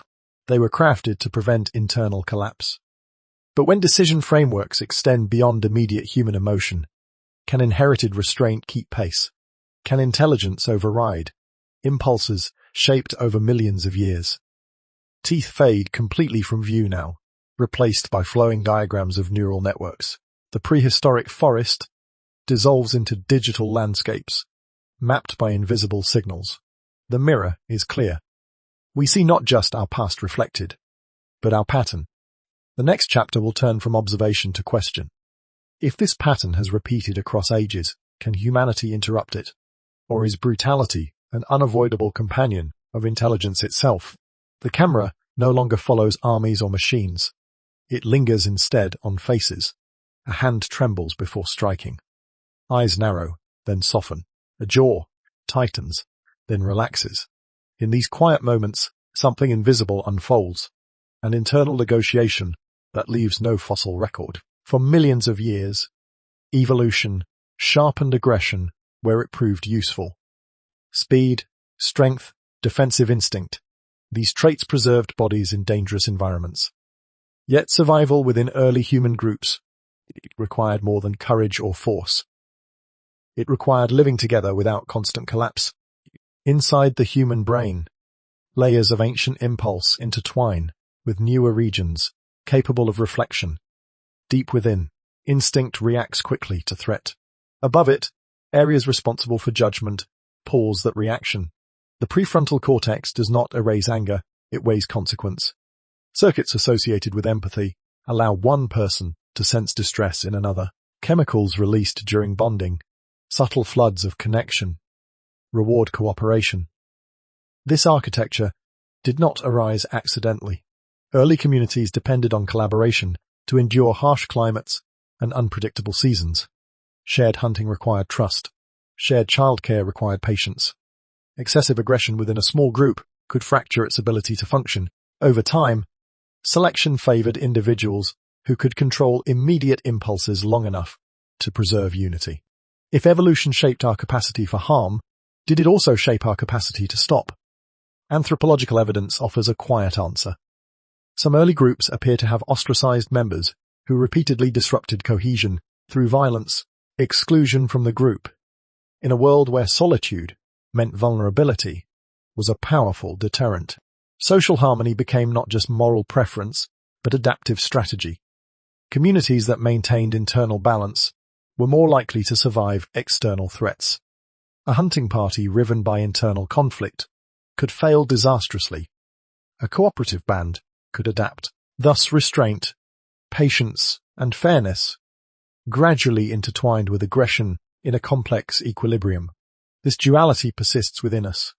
The same nervous system that surges with adrenaline also softens in response to compassion. A face contorts in anger, yet tears rise when witnessing pain. Evolution did not craft a single impulse. It layered systems upon systems, creating tension between reaction and reflection. The tone remains contemplative. Brutality may have been sharpened by competition, but connection evolved alongside it. A species incapable of empathy would struggle to maintain long-term alliances. A species incapable of restraint would dissolve under its own volatility. Perhaps aggression and restraint have always been intertwined, like two currents moving in opposite directions, beneath the same surface. In modern societies, flashes of anger spread rapidly, amplified by technology and speed. Yet so do acts of kindness, moments of solidarity, cooperative achievements that span cultures and continents. The biological foundation for both exists within the same brain. The camera rests again on a human face, eyes closed in poor decision. Inside that moment lies the entire tension of evolution. Instinct urges forward, reflection holds back. If restraint exists biologically, encoded within neural pathways shaped by countless generations, then it is not fragile illusion, it is capacity. And if capacity exists, the next question deepens. Can culture strengthen this restraint, or can it erode it? Torches glow against stone walls. Voices rise in unison, not in battle cry, but in agreement. Before ink ever touched parchment, laws were carried in memory. They were spoken aloud beside fires, repeated until they settled into rhythm. In these early gatherings, something unfamiliar began to form. Not a weapon, but a boundary. As human groups expanded, cooperation grew more complex. Villages became towns. Towns became early cities. The same intelligence that once coordinated hunts and fortified walls now had to manage growing populations living in close proximity. Conflict, once contained within small bands, could now destabilize entire communities. And so, rules emerged. They were not abstract philosophies at first. They were simple, direct constraints. Do not steal. Do not betray. Do not kill within the tribe. These instructions appear again and again across cultures separated by vast distance. They surface in oral traditions, carved tablets, sacred texts. Different languages, same caution. Why would a species so skilled at violence invent rules to restrain it? The answer lies beneath the surface. Once humans became capable of organized aggression, they also became capable of internal collapse. A society that allowed unchecked vengeance would fracture. A village consumed by rivalry would weaken. Ethical frameworks were not merely spiritual aspirations. They were structural reinforcements. Rituals bound tribes together. Shared myths shaped collective identity. Punishments discourage behavior that threatens stability. Over time, codes of conduct formalized. Leaders and councils interpreted disputes. Systems of justice replaced personal retaliation. Civilization required boundaries stronger than instinct. The do not kill command feels simple, almost obvious. Yet it is remarkable that it appears within societies already adept at hunting, at warfare, at coordinated force. The rule does not deny capacity for harm. It acknowledges it. It recognizes danger within the group and seeks to channel it. Morality, viewed through this lens, becomes adaptive design. Communities that developed effective moral systems reduced internal chaos. Trust strengthened trade. Predictable rules encouraged cooperation. Shared values allowed larger populations to function without constant fear. Ethical frameworks acted as social nervous systems, regulating impulses before they erupted. The tone remains calm, reflective. Moral codes are not flawless. They evolve, adapt, sometimes falter. But their emergence reveals something fundamental about human nature. Intelligence sharpened aggression. Intelligence also constructed its counterweight. It is tempting to separate brutality and virtue into opposing categories. Yet they arise from the same source. The mind capable of planning harm is the same mind capable of planning restraint. Cultural rules transform internal conflict into order. They translate biological capacity into collective survival. Still, no system is perfect. Codes can be bent, manipulated, reinterpreted. As societies grow larger and technology expands their power, the challenge intensifies. Rules designed for small communities may strain under the weight of industrial or digital age complexities. Morality may be ancient, but pressure evolves. As torches flicker and early laws echo into written form, humanity appears to have built an internal safeguard against its own impulses. Yet a quiet tension remains. If restraint depends on culture as much as biology, what happens when new tools amplify human power faster than moral systems can adapt? The skyline glows against the night like a constellation brought down to earth. Towers shimmer with glass and steel. Highways trace bright lines between districts. Satellites drift silently overhead, invisible, yet essential. Networks pulse beneath oceans and through fiber lines, carrying messages across continents in less than a heartbeat. Humanity commands power on a scale once unimaginable. And yet, inside every illuminated building, the same nervous system hums that once flinched at rustling grass. Fear still rises quickly in the chest. Anger still surges through blood. Loyalty still narrows focus toward familiar faces. These impulses are not flaws. They are ancient tools, forged in environments where survival required swift reaction. The brain's architecture, layered over millions of years, has not radically changed in a few thousand. What has changed are the tools. Communication now travels at the speed of light. Words typed in one city ignite emotion in another before reflection has time to intervene. Weapons extend, reach beyond borders. Economic decisions ripple instantly through markets worldwide. A single device in a pocket holds access to vast networks of information and influence. Evolution moves slowly through biology, but rapidly through invention. Can a species evolve emotionally at the same speed it evolves technologically? The imbalance does not shout, it hums quietly beneath modern life. Ancient predators were limited by anatomy. A tyrannosaur could not leap oceans. A mammoth could not ignite the sky. Humans, however, face few physical constraints. Our limitations now reside in judgment, patience, and foresight. When fear once signaled immediate threat, it now reacts to distant headlines. When tribal identity once bound small groups for survival, it now fragments global populations along lines amplified by media. The instincts remain, but the environment magnifies their impact. This is not accusation. It is observation. Technological acceleration allows extraordinary achievement. Medicine prolongs life. Transportation connects cultures. Communication spreads knowledge. Yet the same acceleration can amplify conflict, misinterpretation, and reaction. Wisdom develops through reflection and time. Invention leaps forward through experimentation and competition. When capacity outpaces restraint, tension grows. The subtle revelation settles gently. Humanity has built systems capable of global consequence, while carrying emotional circuitry designed for intimate groups. The scale of action has expanded dramatically. The scale of instinct has not. Tools evolve in decades. Biological temperament evolves in millennia. The glow of the skyline feels both triumphant and fragile. Beneath it, millions navigate networks of influence, opportunity, and pressure. Decisions ripple outward with unprecedented reach. Ancient impulses operate within modern architecture. Progress does not guarantee maturity. It provides possibility. Whether that possibility tilts toward cooperation or conflict depends not only on invention, but on reflection. The camera lingers on a city from above. The lights pulse softly, like neurons in a vast collective brain. Humanity stands at a threshold where its influence rivals geological forces. If imbalance defines our era, if power has grown faster than self-regulation, then the next question must shift from internal psychology to external consequence. Is Earth itself responding to humanity's scaled predation? The camera drifts slowly over a landscape arranged into precise squares. Forests, once tangled and unpredictable, now stand in ordered grids.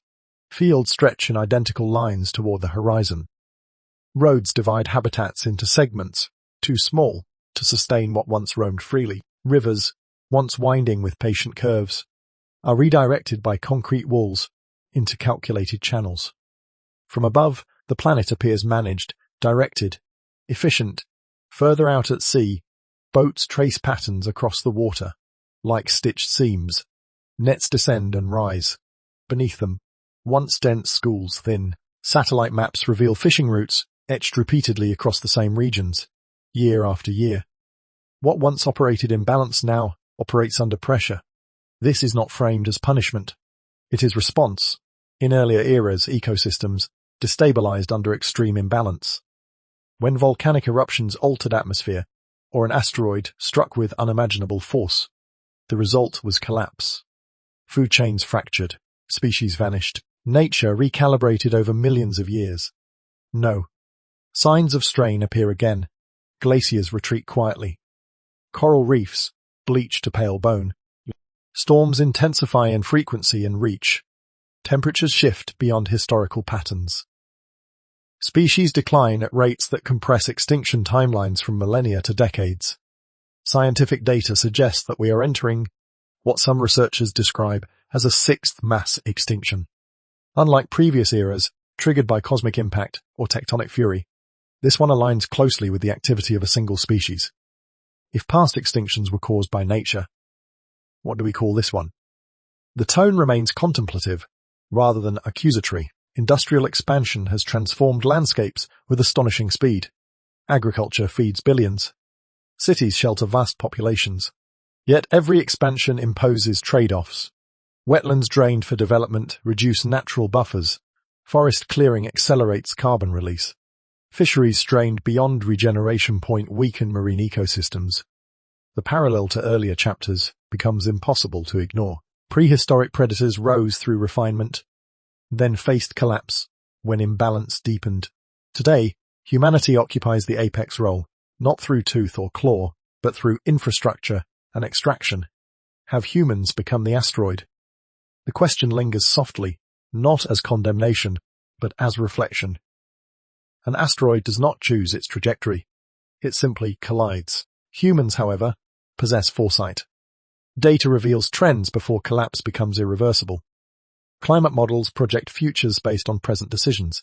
The difference is awareness. Ecological feedback does not shout. It manifests gradually, like tension accumulating within a system. When pressure builds beyond resilience, correction follows. Drought intensifies migration. Species adapt if possible, migrate if able, disappear if neither. The Earth does not retaliate, it recalibrates. Industrial capacity once redefined human dominance. No, it intersects with planetary boundaries. The glow of cities at night contrasts with forests, dimming in diversity. The hum of machines contrasts with silence, where species once called. Viewers feel the weight of pattern. Extinction events were once distant catastrophes, recorded in stone. No. Measurements update in real time. The timeline compresses, the cause narrows.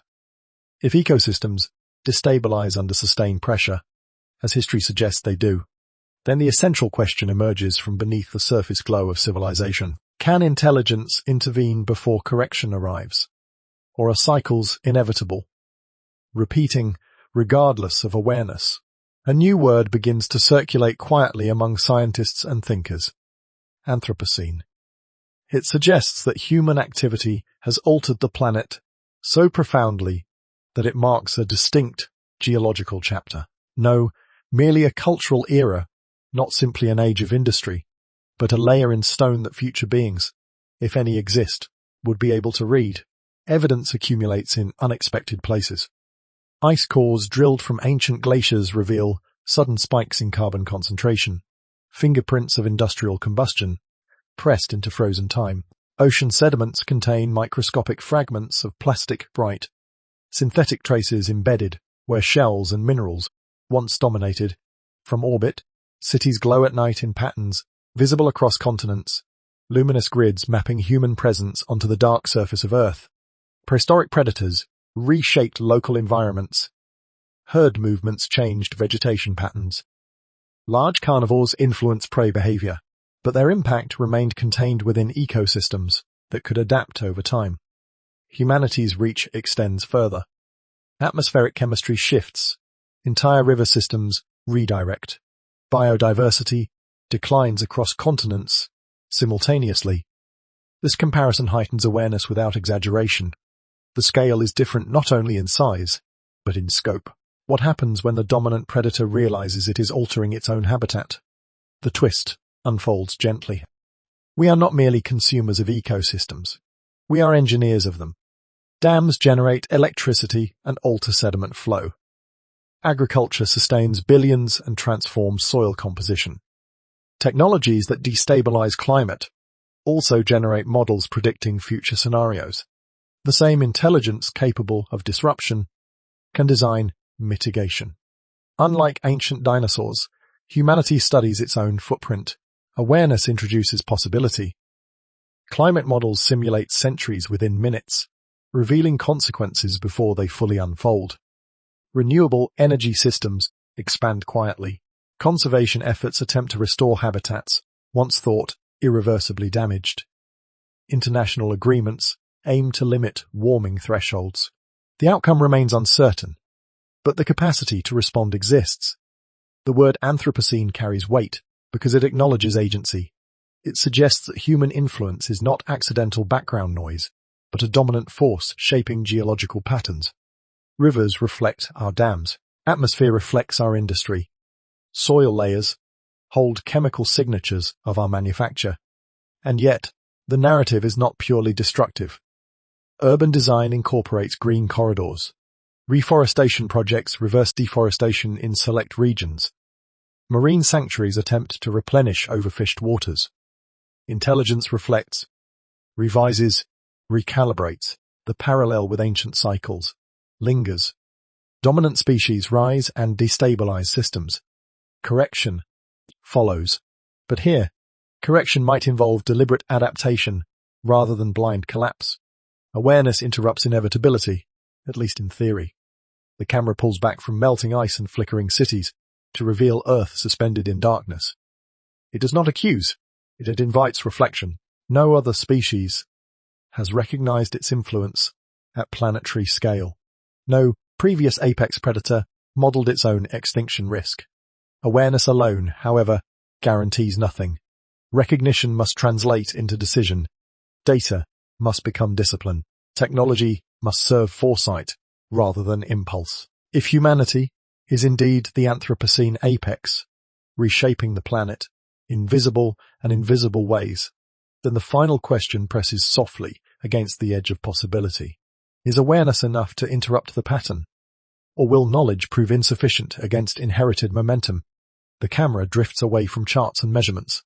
Earth turns slowly in the dark, a sphere half lit by distant sunlight.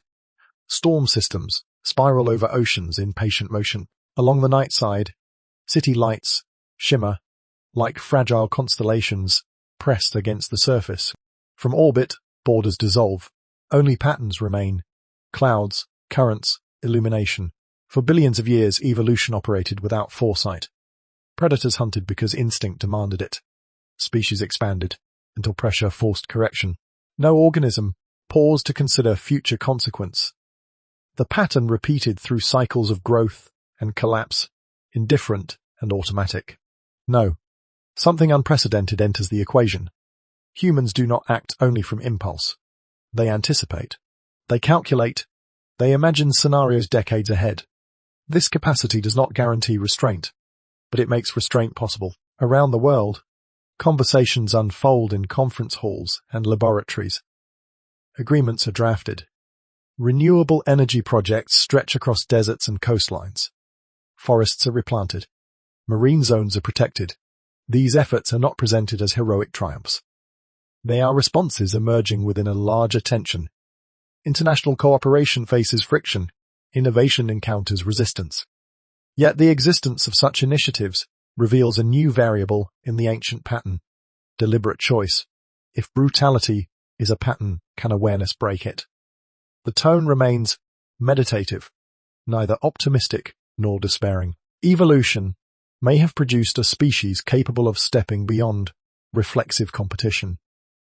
The same intelligence that once scaled predation now models sustainable systems. The same capacity that built weapons designed solutions. And yet, uncertainty lingers. Awareness does not erase inherited impulse. Fear still moves swiftly through populations. Short-term gain still tempts. The gravitational pull of competition remains strong. But the difference lies in recognition.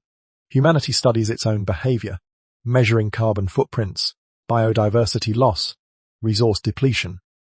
Data is translated into forecast. Forecast becomes policy, or fails to. City lights flicker gently. Some regions dim, while others brighten. Innovation accelerates in one place as consumption rises in another. The pattern feels fluid, not predetermined. Ancient predators could not step outside their instinct. They were bound to it. Humanity stands at a crossroads defined not by anatomy, but by decision. Cooperation across nations demonstrates that collective will is possible. Failures and setbacks demonstrate that it is fragile. The camera lingers on Earth, rotating in silence. Storms pass, seasons shift. The planet remains indifferent to human narrative, yet profoundly shaped by human action. Within that paradox lies possibility. Evolution has never before produced an organism capable of recognizing its role within the system. It alters. Whether that recognition leads to transformation remains an open question. The outcome is not written in stone, nor fully predetermined by history. The viewer remains suspended between inevitability and choice. If awareness can interrupt a pattern forged over millions of years, then humanity may redefine what apex means. If not, the cycles observed in fossil records may repeat in unfamiliar form. The lens widens slowly, drawing back beyond the curve of Earth toward deeper darkness. The next chapter will look beyond this planet, asking whether brutality is uniquely human or a universal feature woven into life wherever it appears. The camera drifts away from Earth for the first time. The planet recedes into a pale sphere, wrapped in cloud and light, then disappears into the black. Stars scatter across the silence, each one a distant sun with its own story, unfolding beyond our reach. There is no sound here. No wind, no breath, only distance and possibility. The narration slows, almost whispering. If predation is central to life on Earth, is it an accident of local history, or something woven into the structure of life itself? To answer that, scientists have begun looking outward. Astrobiology does not search for monsters beneath alien skies. It searches for signatures. The James Webb Space Telescope peers at distant exoplanets, analyzing the thin halos of gas surrounding them. Through subtle shifts in light, it detects atmospheric patterns, imbalances of oxygen, traces of methane, combinations that suggest active processes. No proof of creatures or forests, but hints that chemistry might be cycling in ways that resemble life. Researchers speak of biosignatures, oxygen that should not linger unless replenished, methane that vanishes quickly unless renewed, chemical disequilibrium that implies activity beneath clouds. These are the fingerprints of possibility. They reveal not teeth or claws, but energy flowing through systems. Energy is the common thread. Life, wherever it emerges, must harvest energy from its environment. On Earth, plants captured sunlight, animals consumed plants, predators consumed animals. The chain formed not from intention, but from necessity. Limited resources demanded competition. Competition shaped bodies. If life arises on another world, under another sun, would it follow similar rules? Would energy remain scarce relative to demand? Would organisms compete for access? Would evolution refine structures that maximize acquisition? If life exists on other worlds, would it also invent the predator? The suggestion lingers, gently, unsettling, in its simplicity. Predation may not be moral failing or cosmic cruelty. It may be a structural outcome when living systems encounter limitation. Wherever energy flows through networks of organisms, some will become more efficient at capturing it. Efficiency, when compounded, becomes dominance.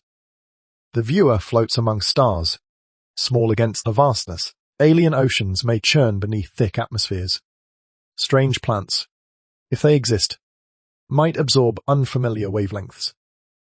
And somewhere within those hypothetical ecosystems, pressure might sculpt forms, optimized not for malice but for advantage. The tone remains expansive, hypnotic. No alien beasts charge from the darkness. Only equations of light and chemistry hint at worlds unseen. The cosmos does not reveal intention. It reveals pattern. If competitive pressure shapes life across the universe as it does here, then predation might not be uniquely human, or even uniquely terrestrial. It might arise wherever systems organize around limited energy. And if competition is universal, then the next question extends deeper still. Perhaps conflict is not merely biological. Perhaps it is embedded in something more fundamental. If competition shapes life across the cosmos, what shapes competition itself? To answer that, we must look not at organisms, but at the forces governing matter and energy from the beginning of time. The view narrows from distant constellations to the forces that hold them together. A star swells slowly, its light brightening as fuel at its core begins to run thin.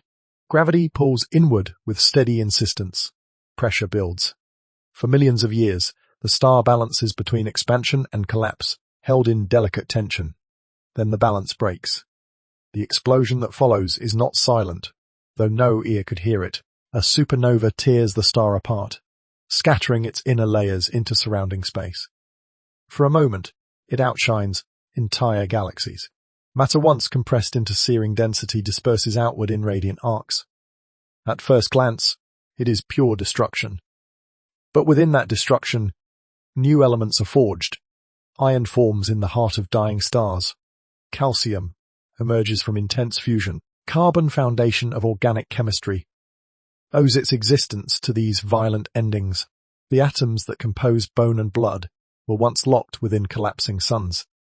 What if destruction is not the opposite of creation, but its prerequisite? The narration lingers on this thought without urgency. Black holes consume matter relentlessly, their gravity bending light and time around them. Galaxies collide over billions of years, merging into new forms. Gas clouds compress under gravitational competition, igniting fresh stars. Structure arises from tension. Even at the smallest scale, forces operate through resistance and attraction. Particles repel and bind, oscillating in dynamic equilibrium. Atomic bonds depend on opposing tendencies held in balance. Without repulsion, matter would collapse inward entirely. Without attraction, nothing would cohere. Cosmic structure forms through collision and collapse. The pattern echoes earlier themes, but here it feels deeper. Predation on Earth seemed tied to survival. Extinction cycles revealed correction through imbalance. No, at the level of physics, creation itself seems linked to pressure. Stars must implode before heavier elements exist. Galaxies must compete for space before their shapes emerge. The viewer begins to sense continuity. Violence, in this context is not moral. It is structural. It is the release of energy stored under constraint. The universe does not rage, it transforms. Yet transformation requires rupture. Without massive stellar deaths, there would be no iron to circulate in human blood, no calcium for bone, no carbon frameworks capable of forming complex molecules. The explosive endings of ancient stars seeded the material from which life would eventually arise. Conflict and creation appear intertwined from the beginning. The tone remains hypnotic, expansive. No accusation lingers in the cosmos, only process, only forces, interacting over immense spans of time. Galaxies form spiral arms through gravitational tug of war. Dark matter guides, structure through unseen influence. Balance emerges from competing pulls. The unsettling implication forms gently. If tension and collapse are foundational to cosmic architecture, perhaps conflict is not anomaly but ingredient. No, in a moral sense, but in an energetic one. The atoms within the human brain were forged in explosive environments. The structures that allow reflection emerged from processes rooted in instability. Creation and destruction coexist, neither wholly independent of the other. If conflict exists even at the foundational levels of matter and energy, if collapse births complexity, then one final question rises quietly from the stardust.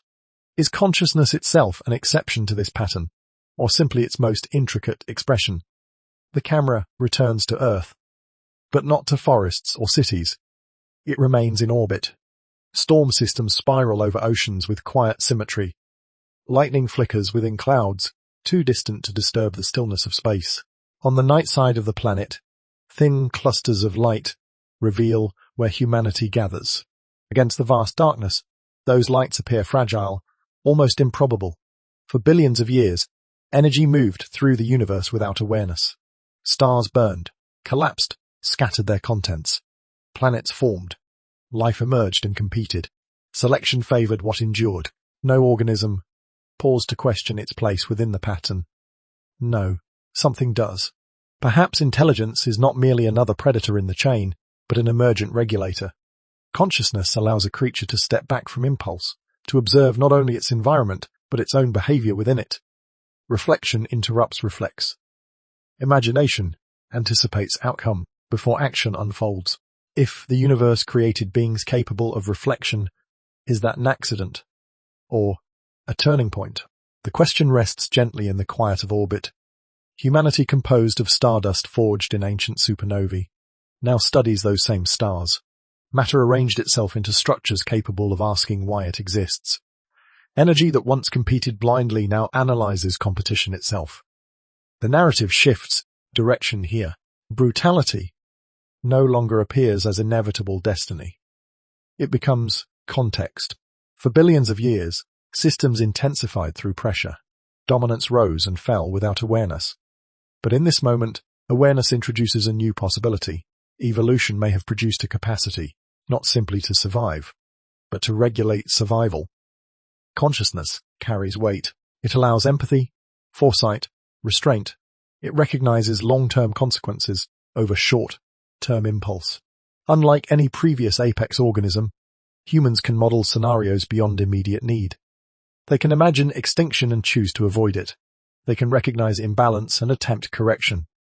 The tone becomes almost reverent. Cosmic violence built the atoms necessary for life. Competition shaped ecosystems. Yet from those processes emerged a mind capable of stepping outside instinctual competition, at least temporarily. That mind is not free from aggression, but it is not bound to it entirely. Reflection does not guarantee wisdom, but it opens space for it. Across the glowing surface of Earth, countless decisions unfold each day. Some driven by fear, some by ambition, some by cooperation. Within each choice lies tension between inherited impulse and conscious deliberation. The capacity to choose rests at the center of this story. The viewer senses a pivot. What began with teeth and claws has expanded into algorithms and cosmic explosions. No, the question condenses into something intimate and immediate. Consciousness may represent a transition from blind selection to deliberate choice. Yet transitions are not automatic. They require sustained awareness. They require courage to act against momentum. The universe does not compel restraint. It enables it. As Earth continues its silent rotation, the lights flicker softly. Storms pass. Seasons shift. Humanity stands at an edge where pattern meets possibility. The final chapter will gather every thread from prehistoric jaws to collapsing stars, and return to the question that began this journey. Were ancient beasts designed only for survival, or was something deeper unfolding all along? The tall grass moves first. A prehistoric predator lowers its head, body coiled in silence. Breath slows, muscles tense. Insects hum. Somewhere beyond the reeds, prey grazes unaware. A moment hangs suspended between stillness and impact. For a heartbeat, the world narrows to instinct and opportunity. Then the scene dissolves. The grass fades into pixels. The predator's eye becomes a human eye, illuminated by the cool glow of a screen. Reflections flicker across its surface, news feeds, maps, markets, code. The posture is different now. No body crouched for a sprint. No visible fangs. And yet something familiar lingers beneath the surface. Across the arc of history, the same pressure has appeared in shifting forms. Early synapsids refined bone and muscle to secure advantage. Tyrannosaurus rex perfected bite force and balance. Megafauna thrived until competition intensified, and climates shifted. Human tribes learned coordination. Civilizations built walls and marched armies. Industrial powers forged steel and fire. Nuclear arsenals rewrote the boundaries of consequence. Digital systems sculpt attention and influence. Each era expressed survival differently. The predator in the grass sought energy. The strategist in the city sought territory. The programmer at the keyboard seeks optimization. The medium changes. Advantage compounds. Efficiency refines. Pressure selects. What we often call brutality may not be temperament at all. It may be optimization. Evolution did not craft cruelty as a trait. It rewarded strategies that increased access to limited resources. Teeth became sharper because sharper teeth succeeded. Tools became deadlier because deadlier tools prevailed. Algorithms become more persuasive because persuasion captures attention. This is not condemnation. It is continuity. If brutality was an optimization strategy, then it belongs not only to biology, but to any system governed by competition. The predator does not hate its prey. It simply fulfills its role within constraint. The civilization does not always wage war from rage. It often responds to perceived necessity. The human eye remains fixed on the screen, absorbing data, evaluating risk, seeking opportunity.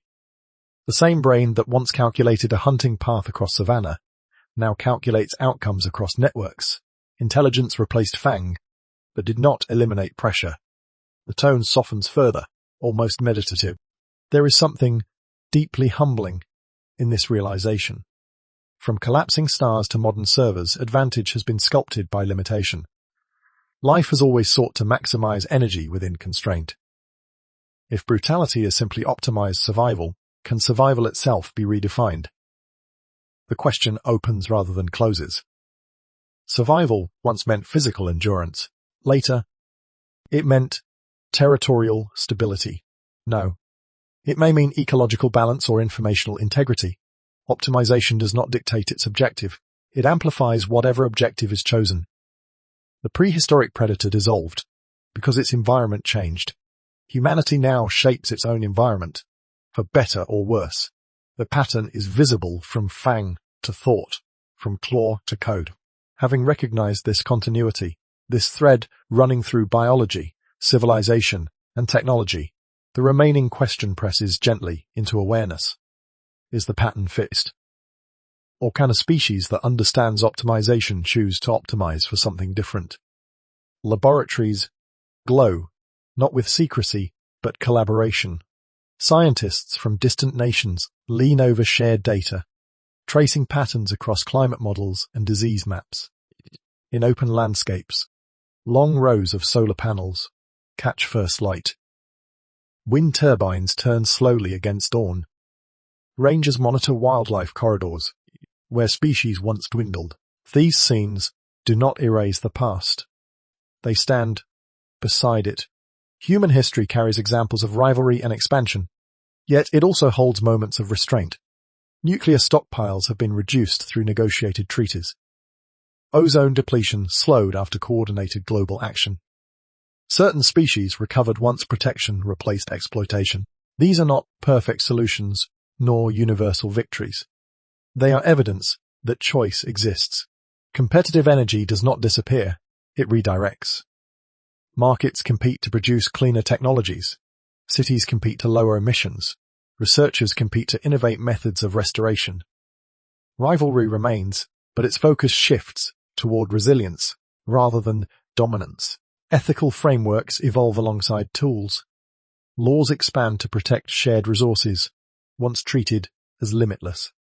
What if intelligence's ultimate advantage is the ability to choose not to dominate? The question feels almost paradoxical. For millions of years, advantage meant outcompeting others. Yet at planetary scale, unchecked dominance destabilizes the very foundation it relies upon. Anticipation becomes survival.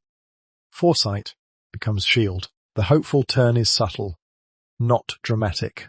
Extinction events erased countless apex species before they understood their limits. Tyrannosaurs did not study climate trajectories.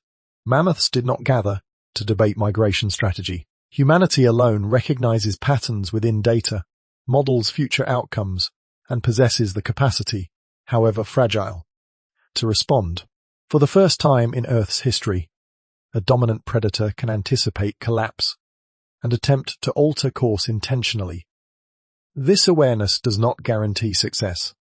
It offers possibility. History shows that restraint has existed in smaller contexts, communities establishing rules, nations forging agreements, rivals choosing dialogue over destruction.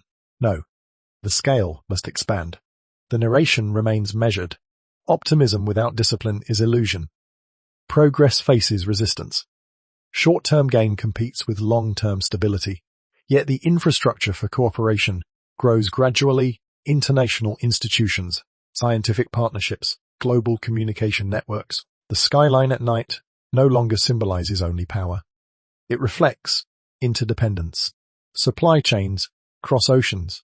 Information flows freely between cultures. Humanity has become tightly bound to itself. In that interconnection lies vulnerability. Instead of maximizing extraction, systems can maximize sustainability. Instead of amplifying outrage, platforms can prioritize accuracy and trust. Instead of rewarding domination, societies can reward stewardship. The idea feels ambitious, yet it is grounded in precedent. Every moral code arose to prevent collapse within small groups. Every treaty emerged to prevent conflict between larger ones. The next step is scaling those instincts beyond borders. The camera lingers on wind, turning slowly in morning light. The movement is quiet, almost unremarkable. Yet it signals transition. One final question remains, hovering gently in the space between hope and history.